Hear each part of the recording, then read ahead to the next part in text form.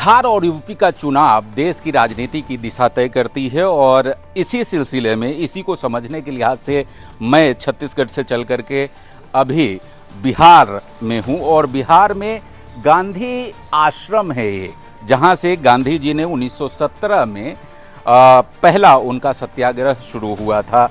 नील की खेती करने वाले किसानों की दुर्दशा के खिलाफ पहला आंदोलन यहीं से गांधी जी ने दक्षिण अफ्रीका से लौटने के बाद की थी। और जब मैं बिहार चुनाव को समझने के लिए यहाँ पहुँचा हूँ तो एक बड़ा अच्छा संयोग है कि एक साथ इतने पत्रकार गांधी आश्रम में मुझे मिल गए और पत्रकारों से बेहतर जब आधा दर्जन पत्रकार यहाँ पर मौजूद हों और बिहार इलेक्शन को कवर कर रहे हो तो इससे अच्छा संयोग कुछ हो नहीं सकता कि ये तमाम लोग हमारे दर्शकों को सीधे बताएंगे कि आखिर बिहार इस बार क्या करने वाला है। क्या बिहार चाचा के साथ बरकरार रहेगा या भतीजे पर इस बार कोई कृपा बरसने वाली है। तो चलिए हम शुरुआत करते हैं। सबसे सीनियर पत्रकार हैं हिंदुस्तान हिंदी के लिए, आप पिछले करीब 3 दशक से काम कर रहे हैं, आप अपना परिचय देंगे। मेरा नाम हुआ अरुण कुमार शुक्ला, दैनिक हिंदुस्तान अखबार से हम यहाँ 25-30 साल से काम कर रहे हैं। और दूसरा हमारा परिचय है कि राजकुमार शुक्ला जो गांधी को चंपारण लाए थे, उस परिवार से भी हम बिलोंग करते हैं जी। तो शुक्ला जी ये बताइए कि इस बार बिहार की दिशा क्या है, क्या करने वाला है बिहार इस चुनाव में? इस चुनाव में बदलाव की तो बात हो रही है, लेकिन अब देखिए जनता जनार्दन है, वो किसको ऊँट किस करवट बैठाती है। और ऐसे रामनगर विधानसभा में हम लोग हैं, रामनगर विधानसभा में राजग और महागठबंधन के कांटे की लड़ाई है। अब देखिए जनता यहाँ की किसके सर पर ताज पहनाती है। अच्छा, एक चीज़ आप बहुत अनुभवी है, मैं अभी हालांकि बहुत दिन नहीं होता है बिहार को समझने में, बिहार की राजनीति को समझने में, मैं पिछले 2 दिन से घूम रहा हूँ। एक चीज़ मुझे समझ में नहीं आई कि करीब 2 दशक लगातार सरकार में, 2 दशक से ज़्यादा लगातार सरकार में रहने के बाद जो एक एंटी इनकम्बेंसी होती है सरकार के खिलाफ, वो मुझे बहुत ज़्यादा दिखाई नहीं पड़ रहा है। क्या मुझे ठीक समझ में आया है या मैं कुछ गलत समझ रहा हूँ? ना, ठीक आप समझे हैं। बहुत लोग बदलाव भी चाहते हैं और बहुत लोग बदलाव नहीं भी चाहते हैं। इस सरकार में वे अपने आप को सुरक्षित महसूस करते हैं। बहुत पहले की सरकार है, 2005 के पहले यहाँ जंगल राज कायम था। नीतीश जी के आने के बाद जंगल राज खत्म हुआ और लोग अमन चैन की ज़िंदगी जी रहे हैं। इसके बावजूद भी कुछ लोगों में बदलाव की मतलब एक ये पॉजिटिविटी है। चलिए कुछ और पत्रकार मित्र हैं, उनसे हम बात करते हैं। आप अपना परिचय देंगे। मेरा नाम गोलू शुक्ला हुआ, मैं पश्चिम चंपारण जिले में दैनिक भास्कर डिजिटल का प्रभारी हूं और इसको मैं देखता हूं, यहाँ पे कवरेज करता हूं। तो ये बताइए पश्चिम चंपारण क्या कर रहा है? सबसे पहले तो आप को बधाई कि आप हमारे बिहार में आए और बिहार को समझने की कोशिश किए और बिहार घूम रहे हैं। सबसे पहले तो आप बताइए कैसा लगा हमारा बिहार? देखिए बिहार तो मेरे खून में बसा हुआ है, दरअसल मैं यहीं से हूँ, लेकिन मेरी जन्मभूमि बिहार है लेकिन मेरी कर्मभूमि छत्तीसगढ़ है। मैं पिछले 25 साल से छत्तीसगढ़ महतारी के कोरा में, और हमारे यहाँ जो गोद कहते हैं ना, हम छत्तीसगढ़ के महतारी के कोरा में हूँ और छत्तीसगढ़ महतारी ने मुझे अपनाया है और वहाँ सब कुछ मुझे मिला। चलिए बिहार को भी अपना जी मेरी जन्मभूमि है और इसलिए जन्मभूमि को भी मैंने कर्मभूमि बनाई। अब आते हैं हम चुनाव पे। देखिए इस बार जो चुनाव है जी, तो इस बार का जो चुनाव है ये थोड़ा सा अलग है। अलग इसलिए है कि मेरा भी उम्र कुछ ज़्यादा नहीं हुआ, लेकिन मैंने 2 चुनाव को बहुत करीब से देखा है, 2015 और 2020 को। 2015 और 2020 का जो चुनाव था वो जमीन पर होता था, लेकिन अभी का जो चुनाव है 2025 का, इस बार चुनाव सोशल मीडिया पर हो रहा है। जो नए जनरेशन के लड़के हैं इस बार ये सोशल मीडिया पर चुनाव कर रहे हैं और सोशल मीडिया से ही क्रांति लाना चाह रहे हैं। अभी का जो समय है, जितने भी मुद्दे हैं उनके यहाँ से सोशल मीडिया पर आ रहा है, दिखाया जा रहा है। इस कारण जो भी बीजेपी के प्रत्याशी हो, आरजेडी के प्रत्याशी हो या किसी भी पार्टी के प्रत्याशी हो, वो अपने अपने पक्ष में रिपोर्टिंग करवा रहे हैं, अपने अपने पक्ष में मुद्दा को उठवा रहे हैं। तो वहाँ से क्रांति तो दिख रहा है भाई, लोग देख रहे हैं बैठे बैठे दिल्ली पंजाब, अरे भाई बिहार में बदलाव हो जाएगा, ऐसे हो जाएगा वैसे हो जाएगा, लेकिन ज़मीनी हकीकत पर जब आइएगा तो ऐसा नहीं है। ज़मीनी पर जो है इस बार जो नीतीश कुमार ने 125 यूनिट बिजली फ्री दिया है, ये महिलाओं में, जो आप ग्रामीण क्षेत्र में जाएंगे तो ग्रामीण क्षेत्र में जिनके यहाँ एसी नहीं है, फ्रिज नहीं है, 125 यूनिट में उनका महीना चल जा रहा है, उन्हें एक्स्ट्रा नहीं देना पड़ रहा है, तो वो समझ रहे हैं कि भाई बिजली फ्री मिल गया। दूसरी चीज़, नीतीश कुमार ने महिलाओं के अकाउंट में 10,000 रुपया दिए हैं जो जीविका दीदियों से जुड़ी हुई हैं, तो वो 10,000 रुपया भी बहुत बड़ा मायने रखता है इस चुनाव में। तो यहाँ बिहार में, अगर बिहार की हम बात करें तो एनडीए की सरकार बनते हुई दिख रही है मेरे समझ से। आखिर आप तो घूम रहे हैं पूरा, आपको अलग अलग जगहों पे गए हैं, बात मेरा भी आकलन करीब करीब आपके आसपास ही है, क्योंकि मैं भी। अब रहा बात चंपारण की बात करते हैं। चंपारण में क्या है कि चंपारण बीजेपी का गढ़ कहा जाता है। यहाँ बीजेपी लगभग 6 सीटों पे, 9 सीट हैं यहाँ पे, 2 पे जदयू लड़ रही है और बाकी 7 पे आपका बीजेपी लड़ रही है। लेकिन एक सीट को बात छोड़ दे तो बाकी सभी सीटों पे, मतलब 9 में से 8 सीट जो है बीजेपी जीत रही, बहुत आसानी से जीत रही है। बहुत आसानी मतलब बहुत कॉन्फिडेंस के साथ एक पत्रकार का ये जो है 14 तारीख रिजल्ट भी आएगा, देखिएगा। हमने देखा है, हम अपने ओपिनियन बता रहे हैं आपको, ठीक है ना। एक सीट पर टक्कर है रामनगर में, जो रामनगर सीट है, यहाँ टक्कर दिखाई दे रहा है। बाकी सभी सीट पर बीजेपी आसानी से जीत रही है। दूसरी चीज, नौतन एक सीट है, वहाँ पे जनसुराज भी भले नई पार्टी है लेकिन टक्कर दे रही है। जनसुराज की भी वोट परसेंटेज जो है वो बढ़ेंगे इस बार, दिखेगा, ठीक है ना। यही अभी हमारा आकलन है। और एक चीज मुझे बताइए, जहाँ से मैंने शुरुआत की थी, कि आखिर 2 दशक बाद चाचा का ये जलवा जो कायम है, ठीक है, इसके पीछे क्या राज है? देखिए, चाचा जो है, चाचा को मतलब चाचा का जगह लेना किसी के लिए बहुत अभी मुश्किल लग रहा है। कारण क्या ही कह सकते हैं, चाचा करिश्मा है, बुजुर्ग है और उनका प्यास है भाई, इंजीनियर है ना, इंजीनियर वाले दिमाग भी लगा देते हैं। चलिए, आप अपना परिचय देंगे भाई साहब? जी, संतोष कुमार हुए और फर्स्ट बिहार झारखंड देखते हैं जी, बेतिया से। जी, आपका क्या आकलन है? आकलन क्या है, एनडीए की सरकार बन रही है, बिहार में एनडीए की ही सरकार बन रही है। एनडीए की ही सरकार बन रही है, पक्का 110%। अच्छा, बेतिया की जो सारी सीटों का जरा गणित बताइए आप। देखिए, चंपारण जो है, पश्चिमी चंपारण बीजेपी का गढ़ है जी।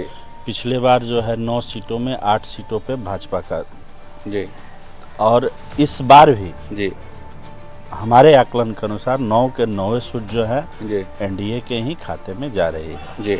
जिस तरह नीतीश कुमार पूरा काम किए, विकास किए, और अभी आपने गोलू जी से पूछा कि चच्चा का जगह कोई नहीं ले रहा है, इसके पीछे रीजन है। यह चंपारण जो है दस्यु सरंगना के क्षेत्र में आता था, यहाँ मिनी चंबल हुआ करता था, यहाँ पर लूट डकैती चरमोत्कर्ष पर था। तो उस चीज को लोगों ने यहाँ देखा है, और उसको जब 2005 में चच्चा आए तो चच्चा ने उसको समाप्त किया। इसलिए यहाँ पे 9 के 9 सीट जो है चच्चा के ही झोली में जा रहा है, यानी एनडीए के ही झोली में जा रहा है। मतलब भतीजे का कोई भविष्य नहीं दिख रहा है? नहीं, भतीजे का भी भविष्य नहीं दिख रहा है, चाचा ही विराजमान रहेंगे। चाचा ही विराजमान रहेंगे। चलिए, आप अपना परिचय दीजिए भैया। नमस्कार आपको, मेरा नाम अमित हुआ, मैं महुआ खबर से रिपोर्टर हूँ एक जी। बहुत अच्छा लग रहा है कि आप बिहार आकर इस बिहार की भूमि और हर चुनाव में आप चाय के चुस्की के साथ और हम जैसे युवा पत्रकारों के साथ इसका आकलन कर रहे हैं। मैं तो 3 सीटों पे ज़्यादा मतलब अपने पत्रकारिता में ज़्यादा ध्यान रखता हूँ चीज़ों की, जो वाल्मीकि नगर है, बगहा और रामनगर है, जहाँ मतलब मैं कुछ बता सकता हूँ आपको कि बताइए। बिल्कुल, देखिए, जहाँ वाल्मीकि नगर जो बगहा 01 सीट है, वहाँ पे जो हमारे धीरेन्द्र प्रताप उर्फ रिंकू सिंह है, मतलब एक ऐसा चंपारण का सीट जिनको माना जाता है कि सेफ जोन, मतलब एनडीए का सेफ जोन जिसे माना जाता था, वो चंपारण का वाल्मीकि नगर है। लेकिन महागठबंधन ने एक बार ऐसे प्रत्याशी को टिकट दिया है कि जो सेफ जोन होने के बावजूद भी धीरेन्द्र प्रताप जी को बहुत ज़्यादा मतलब मेहनत करना पड़ रहा है, जो कहा जाए कि आसानी से हम निकल जाए। अच्छी टक्कर है। मैं भी कल वहाँ लोगों से बातचीत की, मैंने कि अब सोचिए कि मतलब जो सेफ जोन है, आप अपने घर में सेफ है, लेकिन जाने में भी अगर परेशानी समझ रहे हैं तो समझिए कि महागठबंधन की रणनीति बहुत अच्छी रही है इस बार। और दूसरी बात, हम अगर आएंगे यहाँ पे बगहा पर बात करेंगे तो राम सिंह जो है बगहा के लेकर काफी ज्यादा आक्रोश है लोगों में। पहले तो कुछ दिन पहले एक सभा हुई थी, एनडीए ने अपना शक्ति प्रदर्शन दिखाया था, जहाँ वहीं तुषार सिंह है भाजपा के, तो उन्होंने एक बात वहां से नारा लगा दिया था कि बाहरी भगाओ स्थानीय लाओ। सिर्फ उनके भाजपा के पार्टी के द्वारा ही यह नारा लगा दिया गया था कि बाहरी भगाओ, यानी राम सिंह को हटाओ और स्थानीय विधायक खोजो। तो उसको तो कैसे कैसे करके अब पार्टी ने उसको मैनेज किया, राम सिंह पर फिर से विश्वास जताया। लेकिन जो राम सिंह पिछले 5 सालों में जो कार्य करना चाहिए, बगहा को राज्योत्सव जिला के दर्जा जो दिलवाने के लिए मुहिम करना चाहिए, वो नहीं कर पाए। बिजली की स्मार्ट मीटर की बात आती है, जो उनका अपोजिशन है जयस मंगल सिंह, उन्होंने जमीन पे बहुत अच्छी काम की है। और क्यों ना टोल टैक्स की बात हो, स्मार्ट मीटर की बात हो, बाढ़ की बात हो, या कोई भी अपोजिशन के एक लीडर का कर्तव्य उन्होंने दिखाया है, जिसके प्रति उनके हर जाति के लोग वोट कर रहे हैं। उनको किसी पार्टी विशेष पर लोग कांग्रेस से हैं तो इसको देखकर नहीं कह रहे। जय सिंह लोकल है और उन्होंने 5 साल वहाँ जमी पर रहकर हर जाति के दिलों को जीते हैं, युवाओं को जीते हैं। हर महिलाओं के पास जाकर जो स्मार्ट मीटर लगा रही थी सरकार, उसको उखाड़ फेंकने के काम किए। बहुत अच्छा मुहिम चलाए थे और बिहार स्तर पर चलाए थे। ये सब देखने से हमको लग रहा है कि वहाँ पे राम सिंह को बहुत मेहनत करनी पड़ रही है और सीट वो भाजपा मतलब हमारे स्तर से कहीं जीत नहीं पाएगी। यानी टक्कर अच्छी रहेगी, मुकाबला अच्छा रहा। कोई बाद में उनको अंदरूनी भाजपा के ही कार्यकर्ता विरोध कर रहे थे राम सिंह को लेकर, लेकिन जो हमारे केंद्रीय मंत्री है उन्होंने तो मना लिया, लेकिन वोट किसको करेंगे ये सस्पेंस अभी बरकरार है। जयस मंगल सिंह को अभी सभी जाति के लोग विश्वास कर रहे हैं और वोट इस बार लग रहा है कि उनको अगर बीजेपी का भीतरघात हुआ तो मुश्किल पड़ जाएगी। बिल्कुल मुश्किल, क्योंकि जो बीजेपी एनडीए जो चंपारण के हमारे और साथियों ने बताया कि गढ़ रहा है, वो गढ़ तो रहा है चंपारण, लेकिन इस बार कैंडिडेट चुनने में वो इस बार वो सफल नहीं हो पाई है। हम बात कर लेंगे कि रामनगर विधानसभा के जो नंद किशोर राम जी है, राम जो है राम सिंह जी है, इन दोनों कैंडिडेट को लेकर लोगों में काफी ज्यादा नाराजगी है। हम रामनगर विधानसभा की बात करेंगे अगर, तो जो यहाँ का भाजपा के कैंडिडेट है, जो सिटिंग विधायक को टिकट तो काट कर भागीरथी देवी को दिया गया है। सुबोध पासवान जो महागठबंधन से आए हुए, वो भी भाजपा के कार्यकर्ता थे। जब टिकट इनको कुछ दिन पहले तक लोगों से मिलते थे और भाजपा के लिए दावेदारी करते थे, तो इनका टिकट कटा तो ये महागठबंधन से आ गए। महागठबंधन के आने के बावजूद इनको अगर कहा जाए इंडिया ब्लॉक का, तो रामनगर सेफ जोन है जो अभी मतलब यहाँ से जीत रहा है। कारण ये भी कि जो थारू बहुल क्षेत्र है, जहाँ पे हम लोग जो अभी बहुत सभाएं हम भी देखे हैं, जो जेपी नड्डा का हो चाहे अमित शाह को, वहाँ पे किसी बात रोजगार की नहीं होती थी, सिर्फ जंगल राज की बात होती थी। अगर आप इस माइक से लेकर स्मार्ट माइक पर आ गए तो हम उस माइक को दौर को तो जरूर भूल जाएंगे, क्योंकि अभी चाहते हैं कि डिजिटल अमल। आप ये कहना चाह रहे हैं कि जंगल राज को लोग धीरे धीरे भुला रहे हैं? भुला ही रहे हैं, ऐसा नहीं है कि नहीं। आप अगर वहां से आके यहाँ पे रह रहे हैं तो जंगल राज आ ही नहीं सकता। एक दौड़ होता है, उस दौड़ का एक मतलब एक दौड़ होता है जवानी का, एक होता है बचपन का। वो दौड़ समाप्त हो जाता है, उस दौड़ के बाद फिर से दूसरा दौड़ आता है। वो नहीं कि याद रखा जाता है, फिर उसको मतलब आप उनको याद दिला के वोट लेना चाह रहे हैं, लेकिन वो दौड़ लग नहीं रहा है। जो उनका सेफ जोन है थारू बहुल क्षेत्र रामनगर का, उन्होंने 10,000 प्लस वोट है, उन्होंने वोट बहिष्कार कर दी है। पूरा लॉकडाउन कर चुके हैं। वहाँ पे डीएम से लेके भाजपा के कोई प्रत्याशी नहीं जाना चाहते, कोई केंद्रीय मंत्री नहीं जाना चाहते हैं। आखिर विकास हुआ है तो वहाँ तक क्यों नहीं हुआ है? मतलब आप ये कहना चाहते हैं कि बाकी मित्रों ने जो कहा कि ये जो पूरा गढ़ है बीजेपी का, वो उस तरह की स्थितियां नहीं है, मुकाबला है और हारेगी इस बार। कुछ और मित्र हैं, आप अपना परिचय देंगे भैया? मेरा नाम मनीष सिंह हुआ और मैं पूर्वी चंपारण से हूँ जी, local of India news channel चलाता हूँ। वाह, बहुत बढ़िया। आप ये बताइए कि आप भी काफी विधानसभा क्षेत्रों में आपने घूमा है, देखा है, लोगों से बातचीत की है, क्या आपका आकलन कहता है? ज़्यादा नहीं, हम अपने चंपारण के 12 सीटों पर काम किया है और वहाँ से 2 सीट एनडीए के महागठबंधन के खाते में जा रही है और 10 सीट एनडीए की तरफ जा रही है। यानी 12 में से 10 सीट आप जो है एनडीए को दे रहे हैं, 2 गठबंधन के पास जा रही है। गठबंधन के पास जा रही है। अच्छा, जिस तरह से वहाँ बातचीत में लोगों से पता चला है, क्योंकि यहाँ जो नीतीश कुमार की 10,000 का जीविका द्वारा ये फंड दिया गया है, बिजली, ये सब का इफेक्ट लोगों में ये दिख रहा है। ज़्यादातर मुस्लिम समीकरण के लोग भी एनडीए की तरफ अपना रुझान इस बार कर रहे हैं। अच्छा, मुस्लिम कम्युनिटी के लोग भी एनडीए की तरफ हैं। काफी रुझान कर रहे हैं। मोटे तौर पे तो माना जाता है कि जो मुस्लिम कम्युनिटी के लोग हैं वो बीजेपी को वोट नहीं करते हैं। लेकिन नहीं, इस बार जो समीकरण बनी है उसको देखते हुए तेजस्वी यादव ने को मुख्यमंत्री के और मुकेश सहनी को उप मुख्यमंत्री की घोषणा हुई, जब से मुस्लिम समीकरण का एनडीए की तरफ झुकाव है। जी, एक बार फिर से हम शुक्ला जी से बात करेंगे, बहुत सीनियर पत्रकार, यहीं से हमने शुरू किया था और फिर यहीं पे हम समाप्त करना चाहेंगे इन्हीं से बातचीत करते हुए।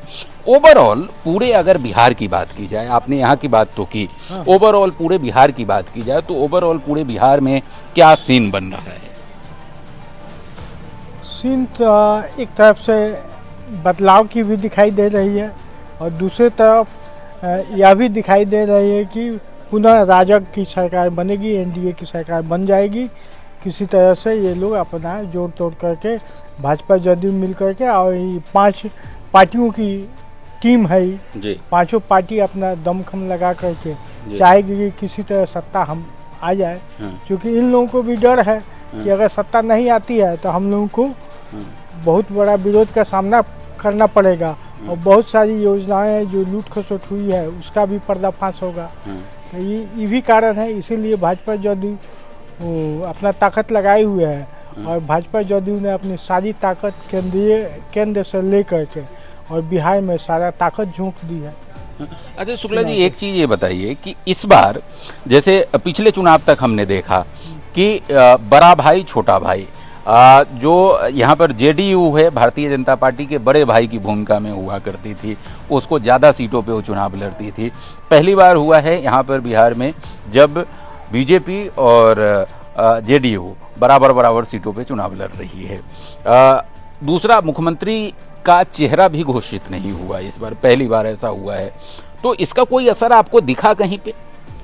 देखिए, इसका असर दिखाई दे रहा है कि जो जदयू के हैं नीतीश जी मुख्यमंत्री बनने के चक्कर में भाजपा बहुत हद तक चाहती है कि इनको मुख्यमंत्री का चेहरा नहीं बनने दिया जाए।